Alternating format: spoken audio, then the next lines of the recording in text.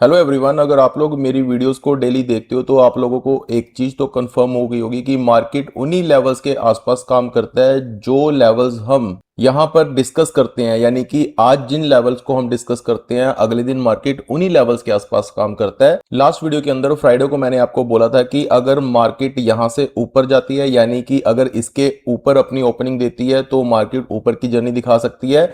लेकिन अगर मार्केट ये वाले सपोर्ट्स को तोड़ती है तो मार्केट नीचे जा सकती है। लेकिन आप देख सकते हो कि लेवल वही इंटैक्ट है। हमें नहीं पता होता कि मार्केट की ओपनिंग कहाँ होगी, लेकिन मार्केट के ओपन होने के बाद मार्केट क्या मूव देती है हम उसे प्रिडिक्ट कर सकते हैं। मार्केट के लिए ये वाले दो सपोर्ट थे, लेकिन मार्केट ने इन दोनों सपोर्ट के नीचे अपनी ओपनिंग दी और देखो मार्केट के लिए रेजिस्टेंस बन गए।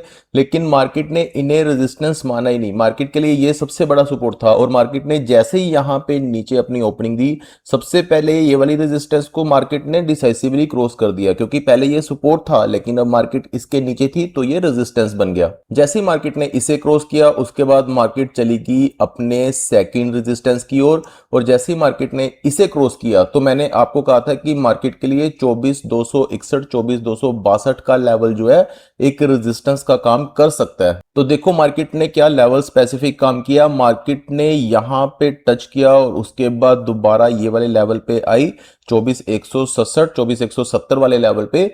उसके बाद मार्केट ने दोबारा अपनी ऊपर की जर्नी को स्टार्ट किया। अब यहां पे आप लोगों को एक चीज तो क्लियर हो गई होगी कि मार्केट के अंदर न्यूज कैसी भी हो, मार्केट हमेशा अपने लेवल्स पे आके अटकती है या उन्हें तोड़ती है। लेकिन लेवल्स निकालने बहुत ज्यादा जरूरी होते हैं। आप किसी भी चीज को मत देखो, लेकिन अगर आप लेवल स्पेसिफिक भी हो जाओगे ना और स्टॉप लॉस के साथ काम करोगे तो मार्केट के अंदर आपको प्रॉफिटेबल होने से कोई नहीं रोक सकता। लेकिन इसका मतलब ये भी नहीं है कि मार्केट हमेशा ही इन्हीं लेवल्स के पास काम करेगी। ये सिर्फ एक प्रिडिक्शन होती है। जैसे जैसे आप लोग मार्केट के अंदर अपना टाइम स्पेंड करोगे आप लोगों के पास भी ऐसी देखने की नजर आ जाएगी कि आप लोग खुद अपने लेवल निकालने स्टार्ट कर दोगे। अब यहां पे बात कर लेते हैं कल की कल मार्केट यानी कि ट्यूसडे को मार्केट कैसी रह सकती है। मार्केट के अंदर कल एक्सपायरी भी है, तो सबसे पहले आपको क्या करना है, कल आपको देखना है ग्लोबल मार्केट्स को। जैसी भी आज हमारी यूएस मार्केट रहती है, यूरोपियन एशियन मार्केट रहती है, गिफ्ट निफ्टी की चाल रहती है, वैसा ही यहां पे मार्केट मूव दे सकती है। अगर तो ग्लोबल मार्केट्स पॉजिटिव रहती हैं तो हो सकता है कि मार्केट यहां पे ऊपर की चाल दिखाए, क्योंकि मार्केट के अंदर चाहे आज गैप डाउन ओपनिंग हुई थी लेकिन मार्केट ने वो सारा गैप फिल कर लिया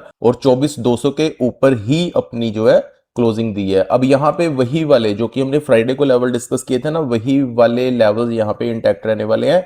सबसे पहले आपको ध्यान रखना है 24,262 का और उसके बाद आपको ध्यान रखना है ये वाला 24,350 का। अगर मार्केट अपने ये वाले दो रेजिस्टेंस को क्रॉस कर देती है तो उसके बाद 420 और 24,480। लेकिन वहां तक जाने के लिए मार्केट के अंदर बहुत स्ट्रॉन्ग मूव चाहिए। अगर हम नीचे की बात करें तो मार्केट के लिए 24,168 24,170 लगाओ, उसके बाद 24,100 मार्केट के लिए सपोर्ट इंटैक्ट रहने वाले हैं। ऊपर की साइड रेजिस्टेंस, नीचे की साइड सपोर्ट। आपको फर्स्ट दो का ध्यान रखना है। सबसे पहले आपको ध्यान रखना है 24,262 का, उसके बाद आपको ध्यान रखना है 24,350 का, ये वाले मार्केट के रेजिस्टेंस। और नीचे की साइड हमारे दो लेवल जो है सपोर्ट जिसको हम बोल सकते हैं 24,168 और उसके बाद 24,100। अगर मार्केट के अंदर बहुत ही ज्यादा कोई नेगेटिव न्यूज आ जाती है और मार्केट 24,100 को भी तोड़ देती है, उसके बाद 24,000 जो कि एक साइकोलॉजिकल सपोर्ट है, लेकिन अगर हम बड़े सपोर्ट की बात करें तो वो आता है 925 के आसपास। लेकिन वही आपको ध्यान रखना है कि गिफ्ट निफ्टी और ग्लोबल मार्केट हमें कैसे इंडिकेशन दे रही हैं, आपको उसी हिसाब से काम करना है। और नेक्स्ट आज के स्टॉक एनालिसिस के अंदर हम लोग डिस्कस करेंगे जीई वर्नोवा यानी कि जीवीटी एंड डी के स्टॉक को। कंपनी अच्छी है, कंपनी के पास ऑर्डर अच्छे हैं, लेकिन अभी रिसेंटली 5600 से करेक्ट होके ये वाला स्टॉक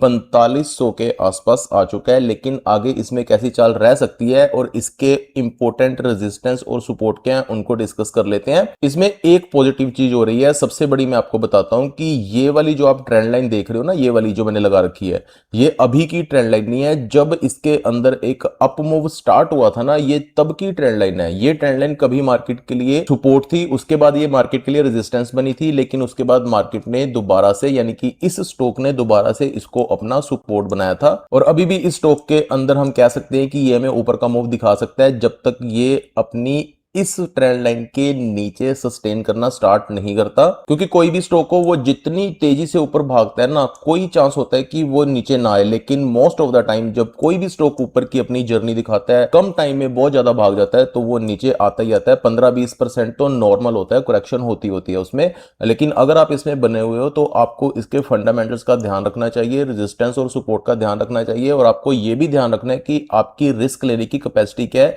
आपके पेशेंस कितने हैं। क्योंकि नो डाउट कोई इस पे 5000 पे फंसा होगा, कोई 4800 पे, कोई 5200 पे और कोई 5500 पे। क्योंकि उस टाइम पे जब ये 5600 के आसपास था तब भी रिपोर्ट्स आ रही थी कि ये 6000 तक स्टॉक जो है जा सकता है, लेकिन उसके बाद ये 4500 तक आ चुका है। और कोई भी स्टॉक ले लो, उसके अंदर ऐसा ही मूव होता है, जब वो एकदम से पहाड़ बनाता है उसके बाद वो नीचे आता ही आता है, उसके बाद धीरे धीरे धीरे धीरे कंसोलिडेट करके और उसके बाद ऊपर का मूव जो है दिखा देता है, अगर उसके फंडामेंटल स्ट्रॉन्ग हो तो, और उसके अंदर बाइंग अच्छी खासी आती हो। अब अगर हम इसके ऊपर के रेजिस्टेंस की बात करें, सबसे पहली रेजिस्टेंस इसकी जो है 4700 की है। उसके बाद अगर हम बात करें इसकी रेजिस्टेंस की तो वो आती है हमारी 4967 के आसपास, यानी कि वही 5000 ही लगा लो। अगर ये 5000 के ऊपर सस्टेन करना स्टॉक स्टार्ट कर देता है, उसके बाद एक और ट्रेंड लाइन का इसको सामना करना पड़ेगा, यानी कि एक रेजिस्टेंस आ रही है इसके सामने। सबसे पहली रेजिस्टेंस तो इसकी 5200 के आसपास है, और उसके बाद डिपेंड करता है कि ये ट्रेंड लाइन आगे कहां तक जाती है। ये ट्रेंड लाइन हो सकता है कि उसको 5300 के आसपास मिले या 5500 के आसपास मिले, तो ये वाली ट्रेंड लाइन का आपको ध्यान रखना है। लेकिन अगर आप इस ट्रेंड लाइन को नहीं देख पाते तो आपको ये वाले लेवल्स का ही ध्यान रखना है। ये वाले लेवल आप नोट कर सकते हो। ऊपर की साइड फिलहाल के लिए रेजिस्टेंस 4700, उसके बाद कौन सी आ रही है 4967 की, उसके बाद आती है 5200 की, उसके बाद आती है 5389 के आसपास। ये वाले ऊपर की साइड जीवीटी के स्टॉक के लिए रेजिस्टेंसेस रहने वाली हैं। और अगर हम इसके सपोर्ट की बात करें, सबसे बड़ा सपोर्ट तो ये ट्रेंड लाइन ही है। अगर इसको तोड़ता है तो सबसे इमीडिएट सपोर्ट जो आता है इसके पास 4447 के आसपास, यानी कि 4450 का इसके पास एक सपोर्ट है। अगर ये उसको भी तोड़ता है तो 4245 यानी कि 4250 के आसपास ही इसके पास सपोर्ट आता है। सपोर्ट और रेजिस्टेंस को बताने का मतलब ये है कि अगर आप इसके अंदर बाइंग करना चाहते हो तो आप सपोर्ट के आसपास कर सकते हो। अगर आप इसमें सेल करना चाहते हो या प्रॉफिट बुकिंग करना चाहते हो, फॉर एग्जांपल आपने ये वाले सपोर्ट के आसपास लिया और जब ये वाली रेजिस्टेंस के आसपास आएगा तो आप इसमें से निकल सकते हो। डिपेंड करता है आपकी मेंटालिटी पे, आपके रिस्क रिवॉर्ड रेशो पे, आप रिस्क कितना लेना चाहते हो या आप कितने लंबे टाइम के लिए इसको होल्ड करना चाहते हो। लेकिन ये वीडियो सिर्फ एजुकेशनल पर्पस के लिए है, ताकि आप लोगों को थोड़ी क्लैरिटी मिल सके कि अगर आप इस स्टॉक में हो तो आपको क्या चीजों का ध्यान रखना चाहिए। स्टॉक बुरा नहीं है और इसके अंदर ऑर्डर बुक भी अच्छी है, इसके ऊपर जाने की पॉसिबिलिटी भी है। लेकिन बस वही ना कि कोई भी चीज जब एकदम से ऊपर चली जाती है तो वो एकदम से नीचे भी आ जाती है और कई लोग ऊपर फंसे रह जाते हैं। उसके बाद वो पैनिक सेलिंग करते हैं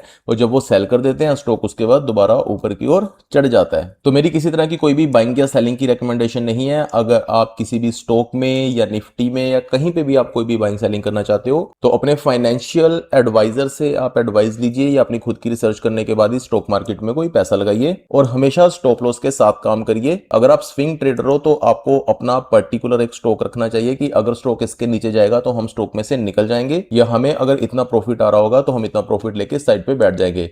लेकिन अगर आप लॉन्ग टर्म के लिए किसी भी स्टॉक को होल्ड करते हो फिर आपको टेंशन लेने की नीड नहीं होती। जस्ट आपको उसके फंडामेंटल देखने होते हैं कि मार्केट के अंदर इसके फंडामेंटल्स कमजोर तो नहीं हो रहे या इसके अंदर कोई और गलत या बैड न्यूज तो नहीं आई जो इसको लंबे समय के लिए इसके स्टॉक को रोक के रख दे। बस आपको इन्हीं चीजों का ध्यान रखना होता है। अदरवाइज मार्केट के अंदर अगर आप ध्यान से काम करोगे, स्टॉप लॉस के साथ काम करोगे, लेवल स्पेसिफिक होकर काम करोगे तो आपके विन रेट बढ़ जाते हैं और आपका प्रॉफिट भी आना स्टार्ट हो जाता है। धीरे धीरे आता है, लेकिन जो चीज धीरे धीरे आए वही टिकती है। एकदम से आया हुआ प्रॉफिट जल्दी निकल जाता है और यही आप लोगों के साथ होता भी होगा। तो अगर अभी तक आप लोगों ने चैनल को सब्सक्राइब नहीं किया है then do subscribe the channel. आने वाले दिनों में और भी ज्यादा इंफॉर्मेटिव वीडियोस इस चैनल पर अपलोड होने वाली हैं। So do subscribe the channel and like this video. मिलते हैं नेक्स्ट वीडियो में। Thank you so much.